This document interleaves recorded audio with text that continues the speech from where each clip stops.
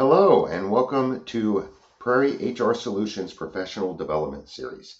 My name is Jake Finger, founder and principal consultant here at Prairie HR Solutions. And this series is designed to address those key aspects of HR that have historically been considered specialized, that aren't the day-to-day transactional routine sort of functions.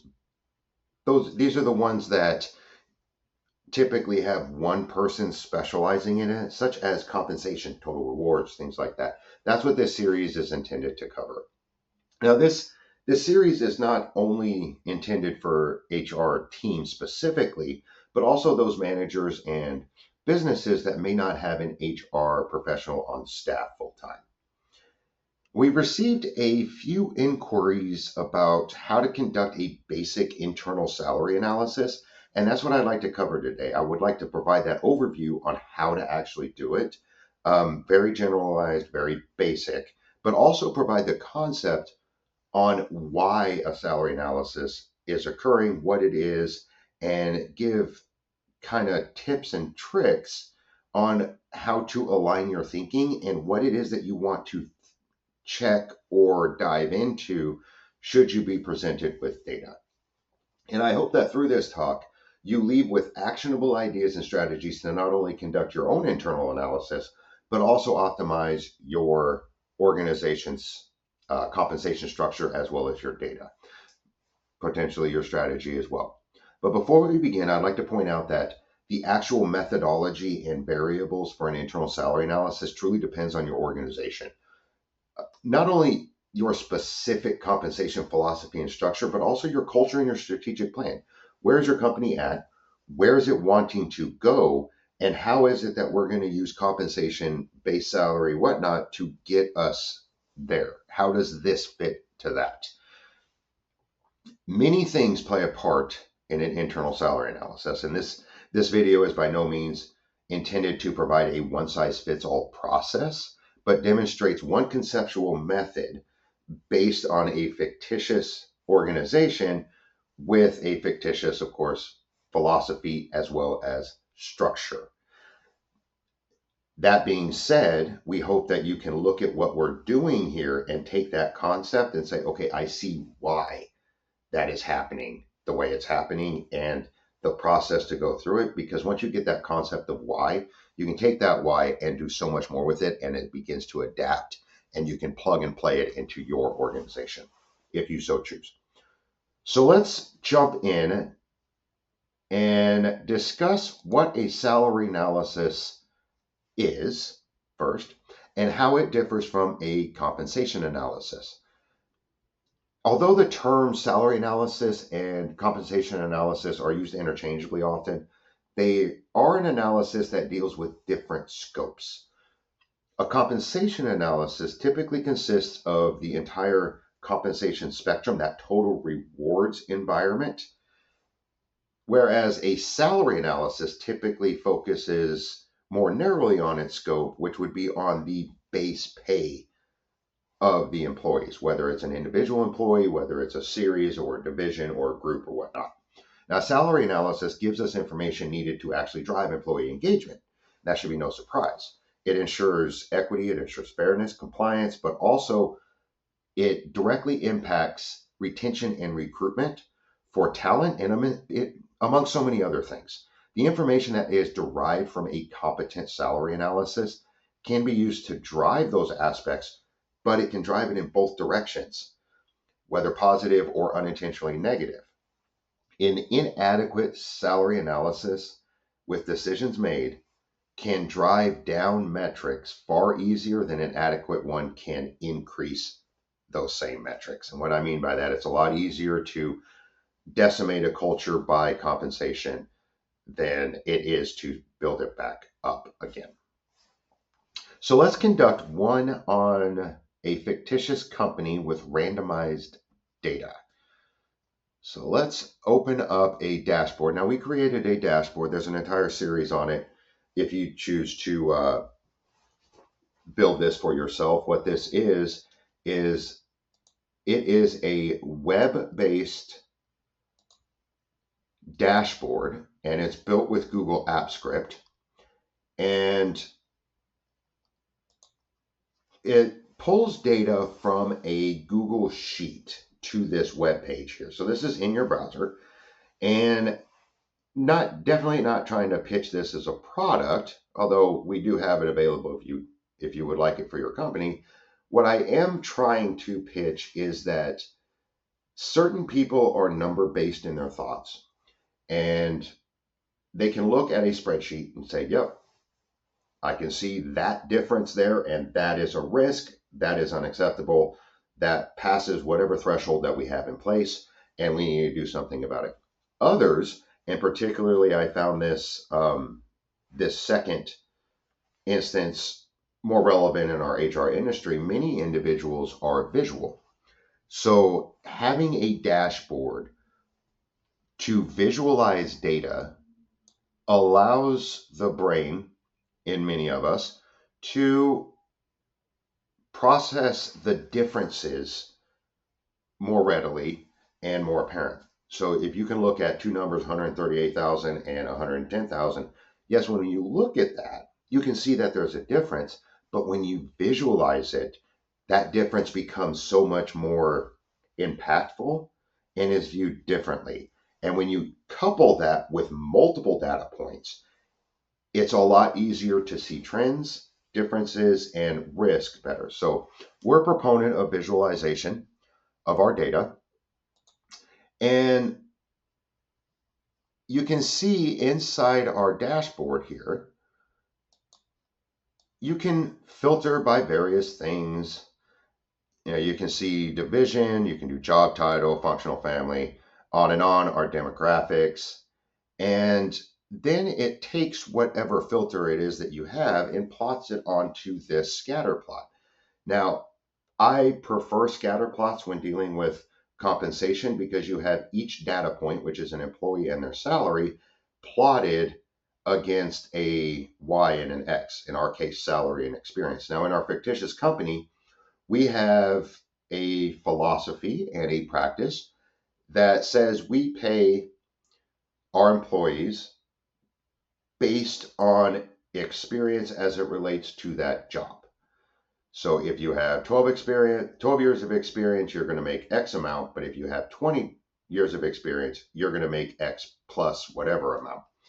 So that is our philosophy and that is our practice. However, it has not been maintained for a bit. And this being randomized fictitious data, there will be anomalies. Now, before we just jump into our data, I would like to point out some initial steps and thoughts that should take place prior to just jumping in and saying, okay, we need to fix that person, need to fix that person, and whatnot. And the first thing is to understand your own organization's compensation philosophy and what variables your organization compensates for, such as experience, certification, tenure, geographic location, whatever it is. If you do not happen to have a compensation philosophy or a formalized structure of some sort, then the compensation decisions that you make can be very difficult to defend at times, especially when it comes to claims of discrimination, or depending on if you're in, the public sector or whatnot, and you're under the, I want to say, governance of a administrative law judge or standard, then that arbitrary and capricious standard comes into play quite heavily. And it just depends on where it lands in the judicial process. But the point being that if you do not have a structure to guide your decisions consistently, then the argument that it was arbitrarily based on an individual person and perception exponentially increases. And it is a lot harder to defend when somebody says you did X because I am Y. So if you don't have a compensation philosophy or a formalized structure of some sort, I highly suggest that you create one just to start shaping your structure in a consistent manner.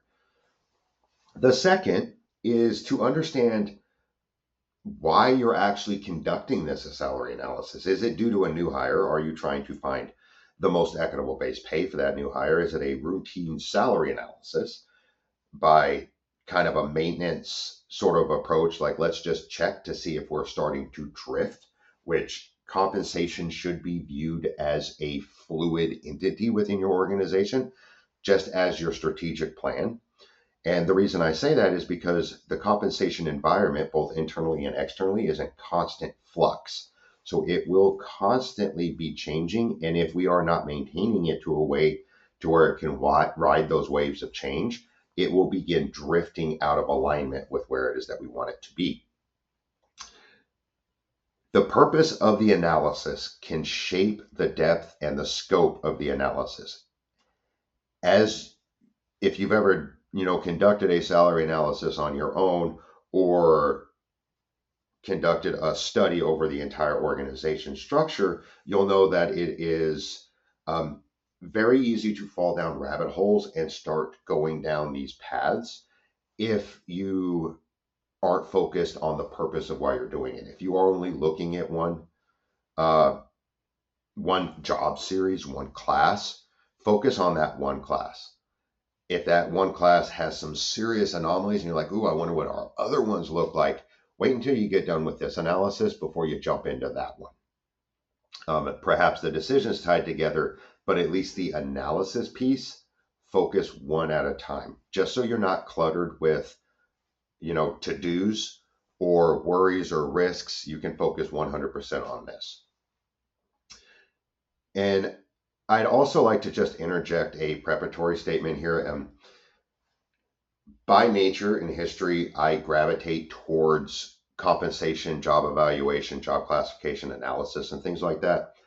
And if your compensation structure is not maintained, or the less you maintain it, the more anomalies and discrepancies you will probably encounter during the analysis. If you have never done an analysis on your organization, prepare yourself with hope for the best, of course, but prepare yourself for anomalies that will need mediation, that will need some sort of correction or action. Now, I also want to point out that there is a solution for absolutely everything.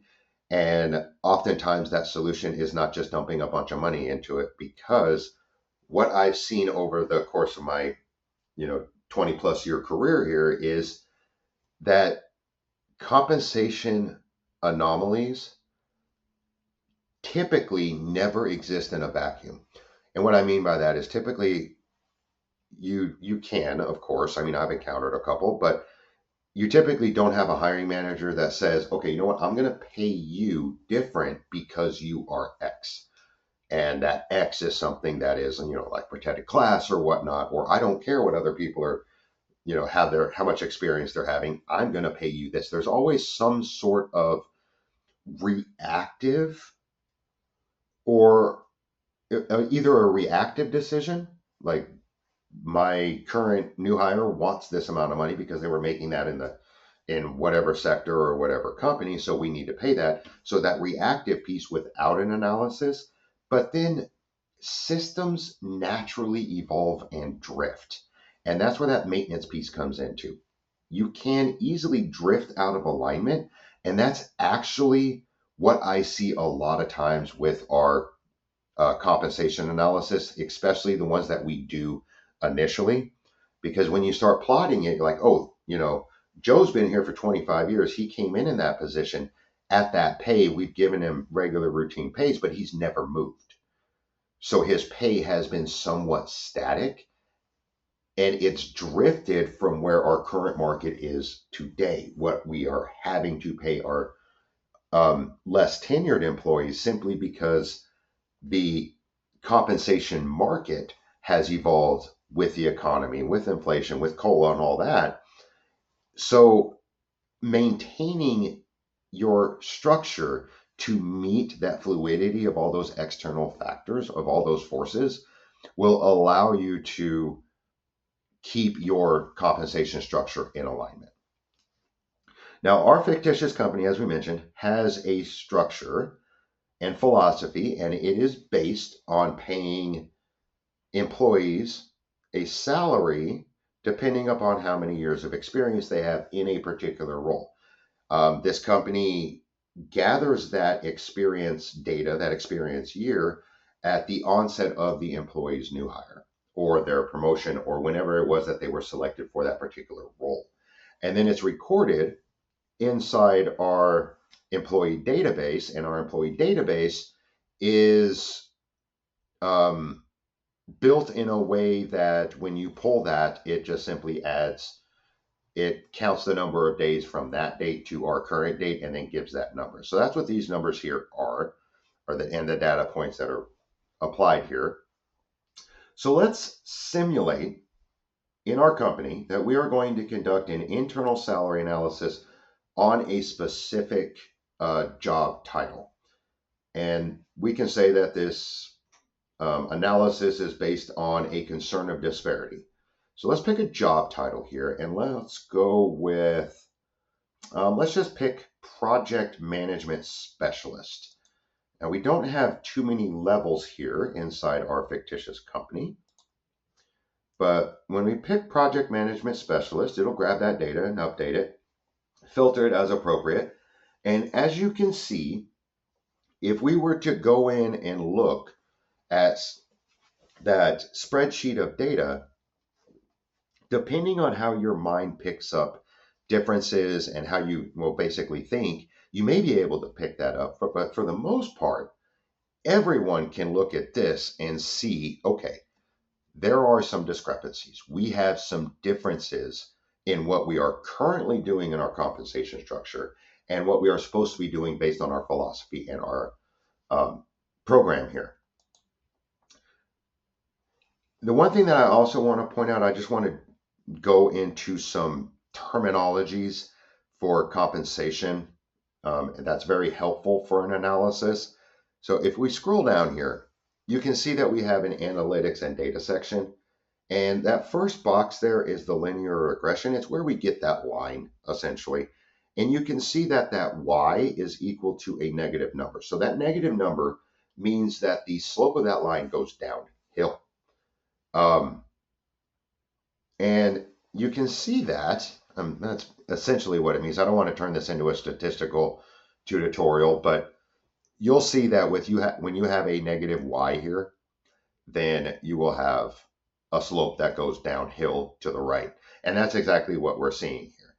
And what that indicates is that we pay typically, based on our data, less the more experience you have. And that is the exact opposite of what our philosophy wants. So we got to change something. And you'll also see that we have 5 employees here.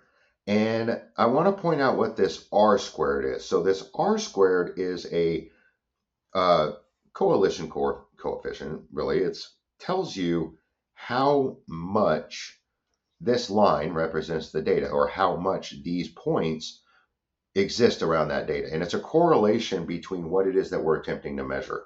So the correlation that we're looking at is salary based on experience. We typically break down our R squared correlation by 35 and 65 is how we usually typically break it down. Anything less than 35 is low. 35 to 65 is a medium correlation. Like, okay, yeah, there's a slight correlation there, but we could probably be better. And then anything above 65, there's a high correlation. So what this is saying is that not only is this data paying, indicating that we're paying less money based on years of experience, we also have a low correlation. And what that's essentially telling me from looking at this data is that there's no real rhyme or reason for why we are paying the way we are paying. Something is amiss. And I do not want to initially jump to, well, that's because we have favoritism going on and our hiring managers doing X, Y, and Z, let's punish. That's not what I'm saying at all. But what I am saying is that something is missing in our data. We are missing something, or our system is antiquated and did not keep up with the market. And you'll notice here that we only have 5 employees. And one of our employees is throwing off this entire data. And unfortunately, that employee has 1.25 years of experience. So there has to be some sort of logical explanation as to why, barring just an absolute mistake in a job offer letter or data entry, but there has to be some sort of reason why this employee here was offered $138,000. So I always approach things as not just instantly, well, the hiring manager likes this person or is discriminating against everybody else. I leave that to be the last assumption based on the data that we receive. If there's no other explanation, then it is what it is. But I never start out with that. That's just me personally. But I do want to pause here for a second because although this looks just bad, it looks like it's ripe for opportunity here for change. It's not uncommon actually to see. And how this truly occurs just naturally through the natural evolution of business is by not maintaining it. And let's run through a scenario here. So we have this one employee here, 23 years of experience, paid, let's see what he's paid, 81. Let's make sure it's a he. Yep. Okay, so you can also filter by demographics here. But okay, so we have this employee making $81,000 with 20 years of experience. This employee could have been in this same position their entire 23 years. And they came in at a time where the market demanded or it was equitable to pay 81,000. And then they didn't do anything. They just sat there in that position, did an amazing job, but they didn't move. They never applied for another position. There was no need to. They never tried to leave. They just were there. And then it looks like maybe 6 years or so down the road, they hired another individual because that person was just not, it was just overwhelming. So they hired another person. Now, at that point in time, the economy fluctuated, the market fluctuated. It became more of an employee focused market, and they demanded a little bit more. Demand, command, whichever way you want to put it. Essentially, the market was saying, nope, if you're going to be competitive, you're going to pay this person $102,000. And then the market fluctuated again about 5 years later. So you can see that it's not necessarily intentional to pay somebody irregularly or in a disparaging factor or way, but it can easily happen if we're not paying attention. And then you'll notice that we had a pretty big gap, and we don't know what this is. 5 years ago, maybe, I don't know, COVID a thing, what happened. So we could say, no, we're only going to pay 81,000 and we're going to get 100 or so people in. But then all of a sudden the market shot up. There was a specialization in this job role, whatever the case may be. And now, in order to be competitive, we're paying 138. So only by focusing on one individual employee at one in particular time can lead a compensation structure to drift and end up looking like this.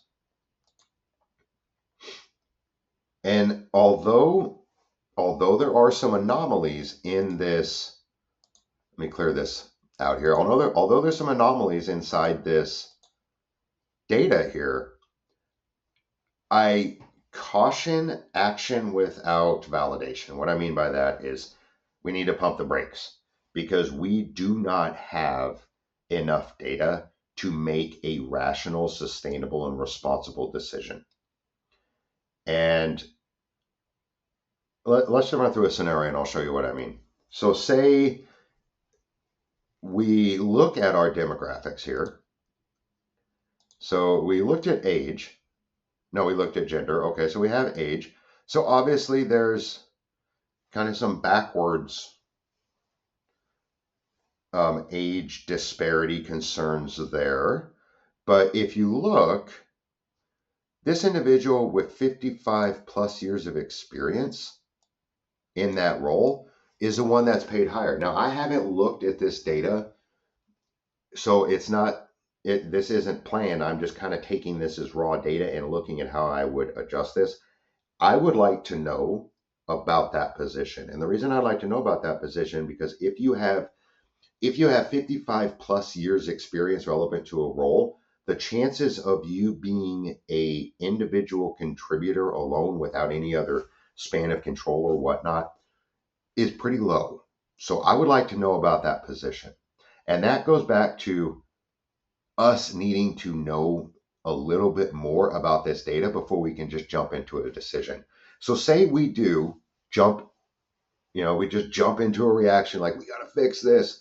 And we want to take this individual employee here and move them up to 138. Well, we move this individual up, then because this individual is paid less or paid more with less years of experience, we have to do the same exact thing. Because if we do it for one, male at 35 to 44, then all of a sudden now we have another age disparity that we just created through that maneuver. And then the same with gender, and the same with, race, ethnicity, things like that. So I caution you to kind of pump the brakes and check every closet and every avenue for variables and data before you make that decision, because this can get incredibly expensive. And then all of a sudden you run out of money. The CFO comes up. They don't like you anymore, by the way, because you just cost all this money. And then come to realize that this person over here was misclassified this entire time, or they quit, or they went on and did something else. Then all of a sudden you are now stuck being committed to that pay for this entire job series. And then you also think about the rippling effect of that. Employees talk, rightfully so. They're constantly looking over the fence at what other people are doing. Word's going to get out that the project management specialist series has been increased, and not by a little, but it looks like maybe $60,000 a year, almost double their pay. Then they're going to start wondering about their own, and then the floodgates will be open. And if you do something differently in the same situation, then you're also opening yourself up for litigation or the decline in employee engagement and experience. So get data, get all the data that you possibly can. Looking at this data, there would be a few things that I would like to know right off the bat. Depending on my role, I would gather this information in various ways. I would immediately want to know answers to what the roles and responsibilities are of each of these positions. And I would gather that through the job analysis or position descriptions. Now, I know job analysis a position description is helpful when you're looking at, and this is, just from what I've seen and how it is that we practice, a position description is very helpful. But when you truly, truly dig into a structured compensation and you're ready to defend it tooth and nail, like, nope, this is the exact reason why this position is paid differently than that position, it really does come down to the job analysis. The job analysis for a position or job series can essentially make or break your argument, because it goes into such detail to where you are essentially creating or identifying the allowable factors for typical pay disparities: geographic location, span of control. Perhaps that person was actually hired as a supervisor. We just don't have a supervisor classification. Those differences, having it documented before these positions were even filled, can be your saving defense. And it also allows you to answer that why for the employee base. I mean, has these positions and roles or scopes here outgrew it? Was the last time that we looked at this position description 23 years ago? And inside this individual's position description and job analysis, they're still using, it still refers to typewriters and paper copies or carbon copies. So has the position not grown or been revisited? That's an easy fix if it is. Now, in our fictitious company here, this job level, this project management specialist, has only one level. We don't have a supervisor. We don't have a 1 or a 2, a senior or junior. We don't have that. We just one. And that could indicate that, one, this is antiquated, that the scope of the role has outpaced our position description and we need to break it up. But if we don't have a supervisor and you start increasing the amount of individuals, especially project managers who may be all over the country, or globally, depending on your situation, then the chances of you gaining some sort of lead or supervisor increases. So I would really, really like to know what this person's position description and job analysis says, particularly not only if it's been drifted, but are they supervising these individuals? Because that's what my gut feeling would think. So with that, I would like to also look at our data. Is the data correct? Are we actually capturing true experience? Is this experience in the job role, or is it simply experience at the company? Because this fictitious company, we don't pay for tenure, we pay for experience as it relates to the current role. So maybe this person's only been in the current role for 2.5 years, or they just got that role, but because the person was here for 20 something years, they're like, oh, well, we can't give you a decrease, so here is a small bump with your pay. Now, that if that's allowable in your compensation philosophy and structure, that's awesome. It's a consistent practice, but you need to know that and make sure it is consistently applied.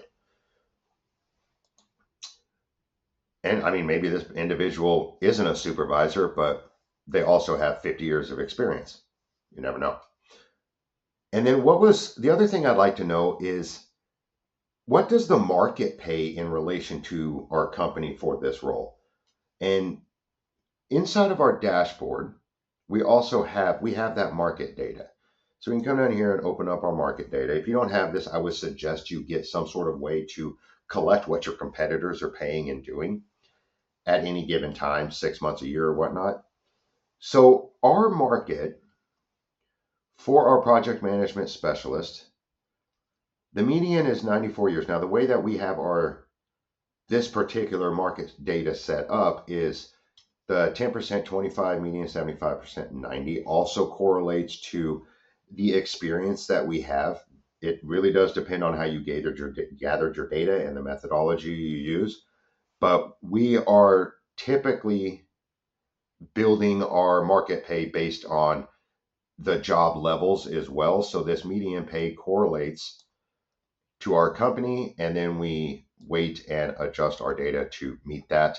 But this median is based at 12 years experience, which we typically consider half life of an employee's career, 25 years retirement, things like that. So that's just kind of a layout of the land here. But as you can see, our median, our current company pay is $94,112 annually. And the market for this same exact role, same scope, same everything, is paying 88. And then you look at this 90th percentile here is 136. Now this 90th percentile, the way that we worked our data and how we did our comparison is those are the employees that have that 20 years, 25-year mark, and not someone who has a year and a quarter as we have. But we're seeing that we're paying somebody with a year and a quarter experience the same as the 90th percentile here, or somebody in the market with 20 or 25 years. So yeah, we're paying them good, not sustainable in any way. So that is something that I would also like to know, because this gives you sort of a buffer. Because if your philosophy says, no, we are going to lag, or we are going to meet, or we're going to lead the market by 2% or whatever it is, this now gives you that data to look at and say, okay, if I adjust this person up here, what you're going to do is you're going to change your company layout here, and your data is going to change in comparison to that market. So it gives you those guardrails to where you can say, okay, no, I'm getting close to that guardrail. This may or may not work unless we're going to change our philosophy.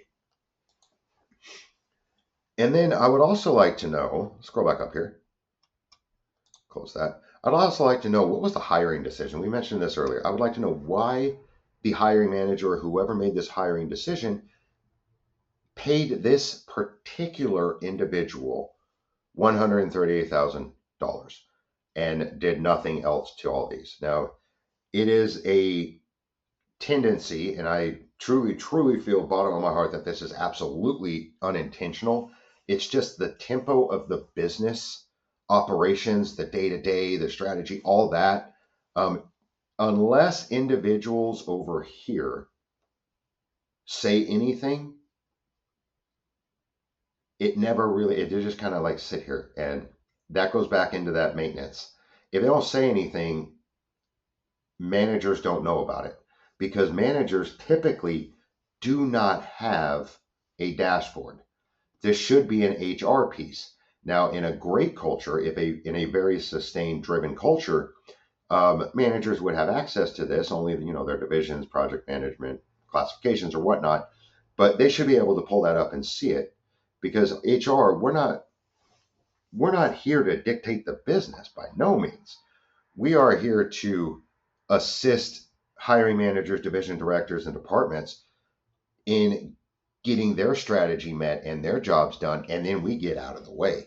And if we can do that in an on-demand way for them, we just succeeded. So, hiring managers, if you have this, I would suggest looking at a way, based on your culture, of course, to give them access or make their own.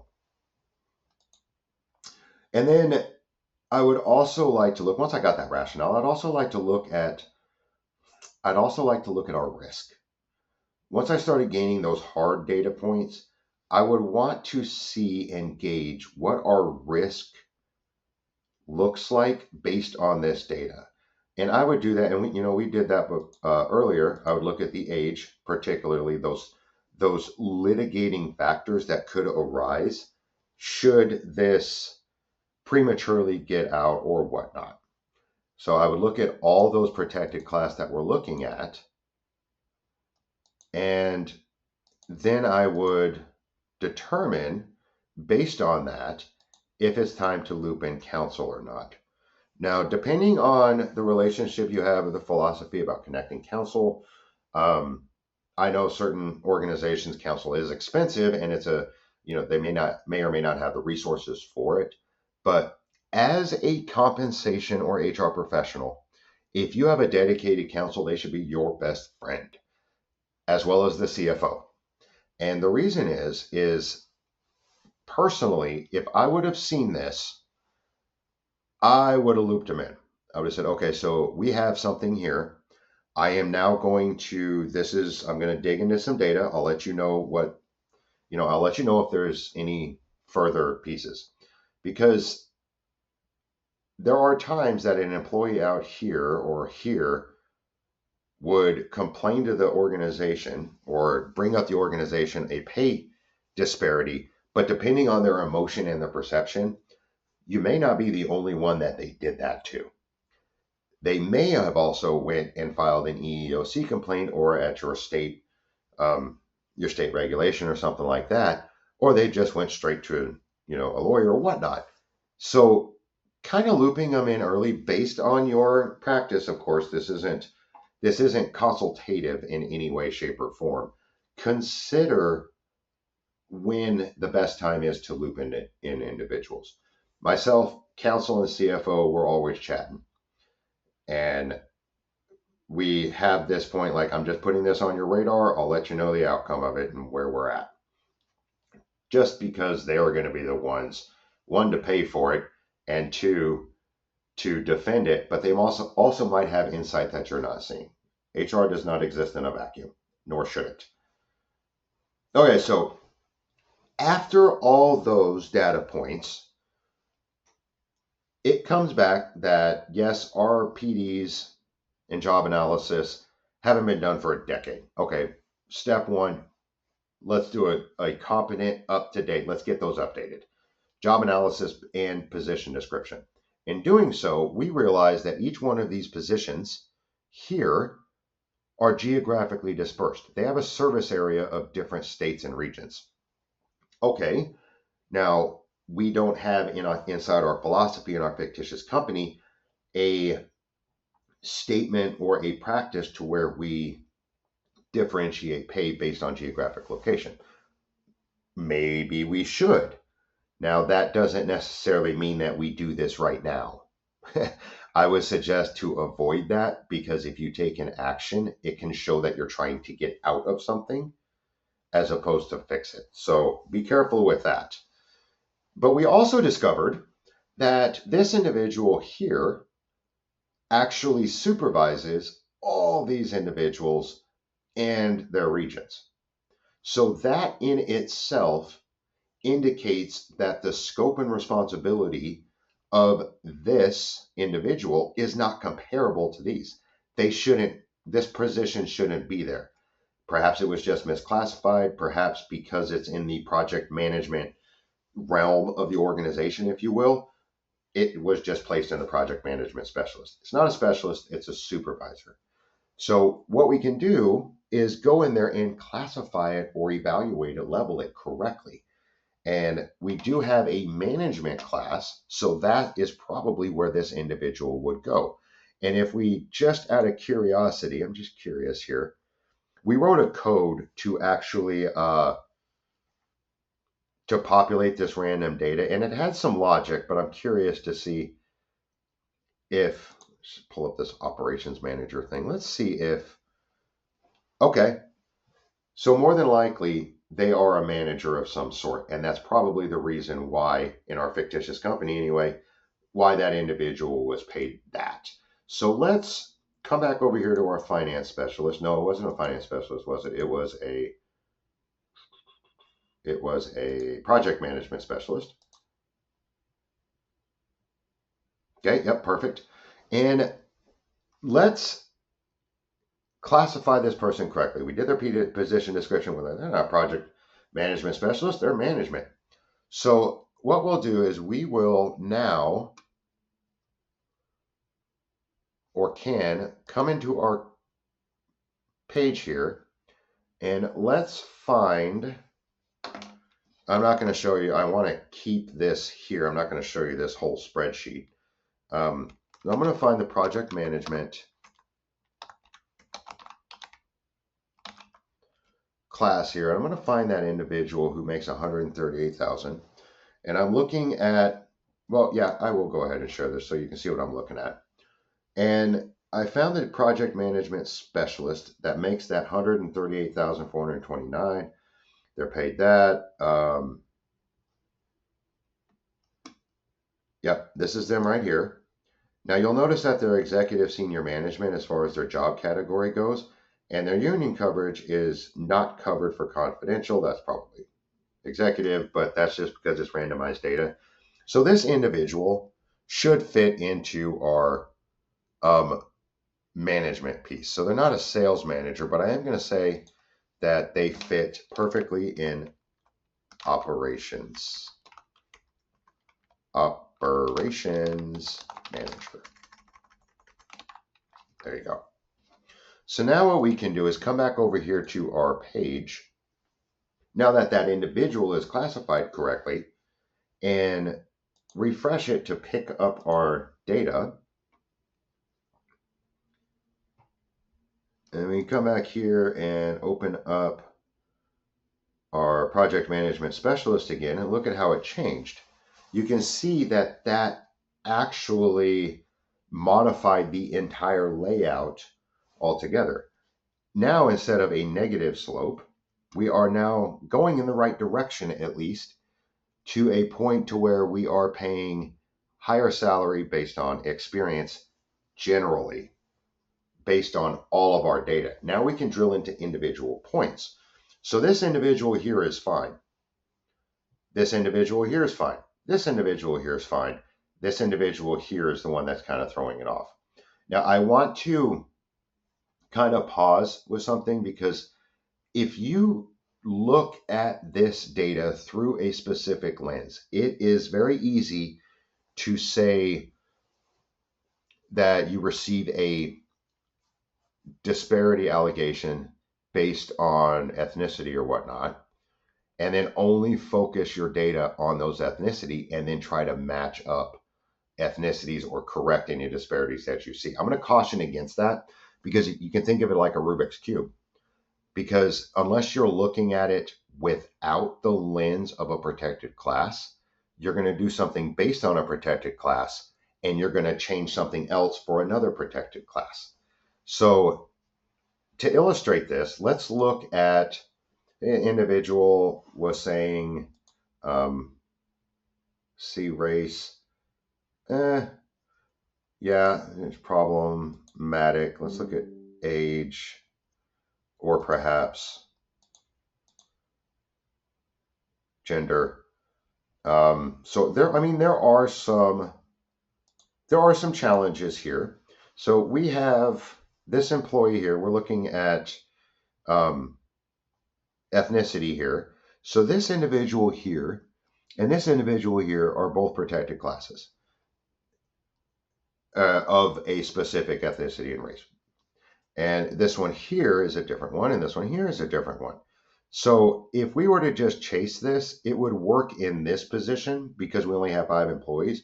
But when you're looking at, say, more than 10, 15, 20, the chances of you changing this based solely on a protected class will mess up other protected class structures. Remove that lens and only look at it from the perspective of your compensation philosophy. Only look at it as salary and experience solely.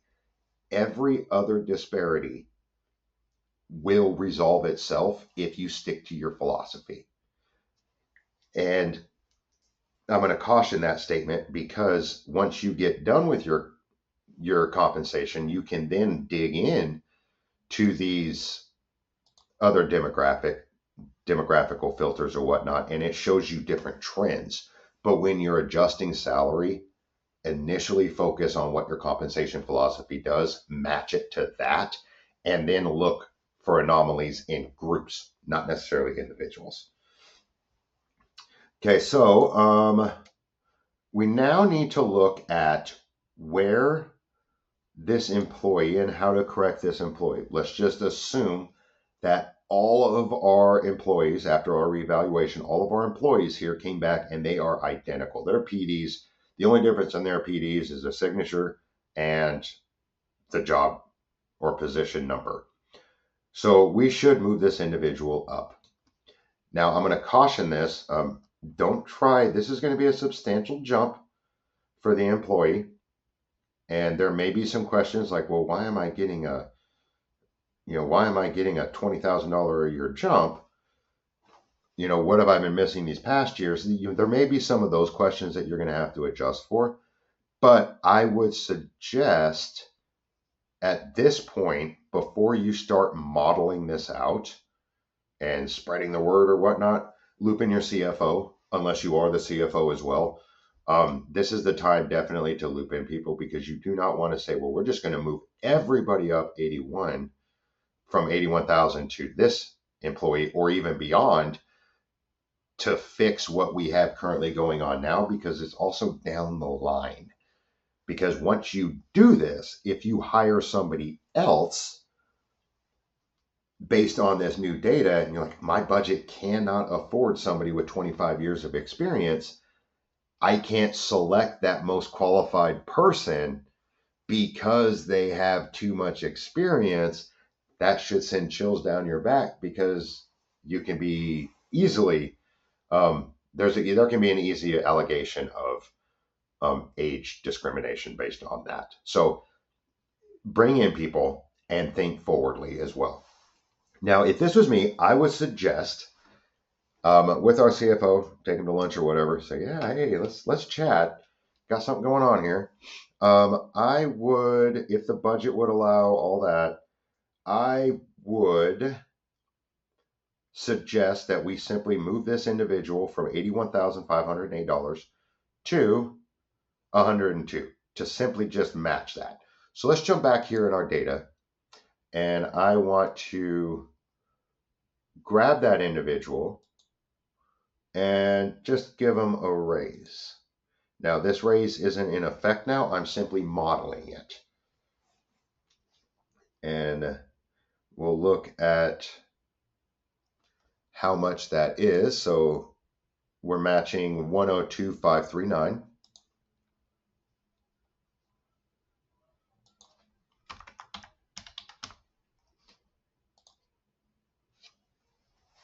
Okay. So now if we were to refresh this and look at it, let's see what that actually did. Now we're not paying higher than that, we're just matching it, which is fine. Project management specialist. Okay. Okay, good. Good. So now let's look at our data. I'm curious to see what that actually did. Even though these individuals are equal, 5 years apart, depending on the situation within your organization and whatnot, a lot of factors go into this, but this is typically an okay structure. Let's look at the linear regression. Our y is obviously plus. It's a good slope, but look at what we did to our r square. Our correlation is now high. We can now state that there is a high correlation between salary based on increasing experience. And we can say that we pay for experience. The more experience you have, the higher salary you're going to get. And here's our data to show that. So that is one way that we can use to fix this. It's simple. I mean, I know there was a lot of assumptions, but I really wanted to model the thought process and how things were working. Let's do one more thing before we wrap up here. Now, say we have, this is where the maintenance piece comes into it. Say we have an employee, we got a region in, I don't know, Montana, and we now need to hire somebody to cover that region in our project management specialist. So when you come over here and look at our data here, if we were to pick up an employee and that employee was at, say we stated that they were 15 years experience. We got that from their resume, their job selection processes, and what have you. So we came down with 15. They are at 15 right now. We can easily, now that this is visualized, we can easily just look at where the best line would be, where that best pay would be. And it's the intercept of the XY. And when we do that, you can see that a equitable pay that will not adjust this data, the only way it's going to adjust this data is if we use this line trend, is to condense that correlation. We're going to build closer to that perfect correlation, and that's $95,921. Now, one thing that I want to caution us about, it's not first rodeo. You're going to give that employee or that candidate an offer saying $95,000, and they're going to come back and say, "Ooh, no, in my old job I was making 110. I was making 138,000." Well, we know what would happen if you did 138,000. One thing that you can do now is look at this, and because this is attached, or however it is that you're visualizing your data, you can then model out the effect of what that pay would do to your structure here. So we could look at and say, I honestly think that if we were to split this and this, we would still be acceptable. So we could not go above 102,539. And anything below that up to this point, 94,000, would be fine, and it would not change our data significantly negatively. Our correlation may go down a little bit, but when you look at our data, you could defend that there's no pay disparities here. That way you have somewhat of a rationale before just doing this reactive reaction of, hey, we have the money, let's just, here's 138,000, because then you just created the problem that you just did. So I hope that this series, although it was really condensed, kind of a down and dirty way to get to the concept and a method, I hope it was beneficial on how to conduct a basic internal salary analysis by modeling the things that go into it and that concept, and that you can walk away with some thoughts about your own compensation structure, but also how to apply this generalized concept. And hopefully, there's some thought inducing ideas on how to not only work with the current state of your compensation, but also what it is that you can be doing in the future. If you have any questions further, or you would like an assistance doing this on your conducting an own internal analysis for your organization, please reach out to us. There's an email in the description. And thank you so much for your time. And I hope you take care.